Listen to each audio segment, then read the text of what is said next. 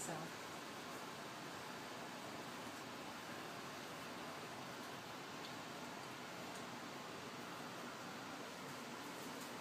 Building success factors.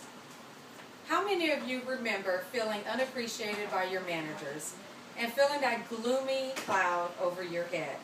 Today I would like to talk to you and tell you about our internal customers and convince you to why they should come before our external customers. We have two types of customers. We have our internal customers and our external customers. I was always taught that our customers should always come first, but I never thought I was the customer. Now I think differently.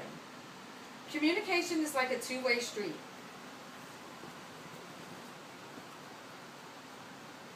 Traffic flowing freely is always welcoming, but add a few congested spots and your mood crashes. Poor communication leads to many negative aspects.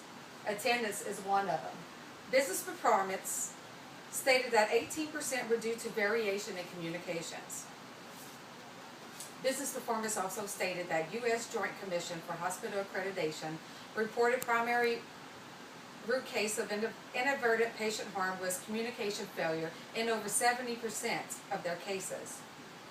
Another negative aspect is greater litigation costs. Stress caused from the lack of communication between employees and poor relationships was the main reason for company lawsuits.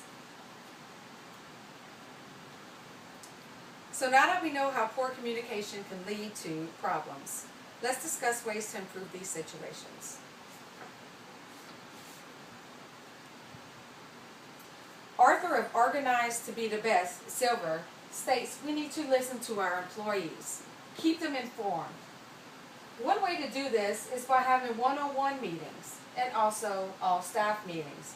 With one-on-one meetings, you can keep the floor open just between you and the employee. This gives the employee leeway to feel your trust and to feel their confidence through you. All staff meetings are good to open the floor to all employees. It's a good way to share your goals with the company. This shows the employees that you trust them and you want them to know what your company is dealing with. Ask them questions. Accept their buy-in. Let the employees feel your trust. We need to focus on their problems. Ask what they think. It's always good to make an employee feel comfortable with you by speaking to them. One way to make an employee feel comfortable is by letting them create a task force. They have the option to choose what employees they want in this task force.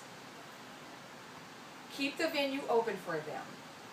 A way to keep the attitude flowing in a good direction is to have one-on-one meetings with them.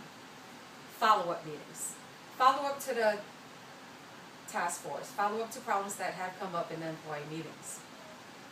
We need to develop solutions once the problems from these task force come out. One way is by doing a job shadow program. This helps employees feel trust with their managers and management to learn from the employees. Another way to show your employees that you care about them is to come up with an incentive plan or bonuses. Whenever employees see that there's money at the end of the tunnel, they will always work well. This in turn makes our customers happy. Workshops and training, continuing education. This always helps an employee feel confident. David Beasley stated that continuing education helps keep the employees confident. In turn, keeps stress down. Stress that leads to poor judgment and decisions. Now that I have stated some important facts and given you all on what we can bring to our employees, I'd like to thank you for your time today. Today I have given proven facts to why we need to keep our number one customer close to us, our employees, our internal customer. How can we make our external customers happy if our internal customers are not happy? Just remember that we are all customers. No matter if we are an internal customer or an external customer, We know how it feels to be appreciated, and unfortunately, how it feels to be let down by others. But let's not walk into the unfortunate shoes. Let us make our employees feel like they are the number one customer in our eyes. And I promise you, in turn, our external customers will feel like they're number one. Thank you.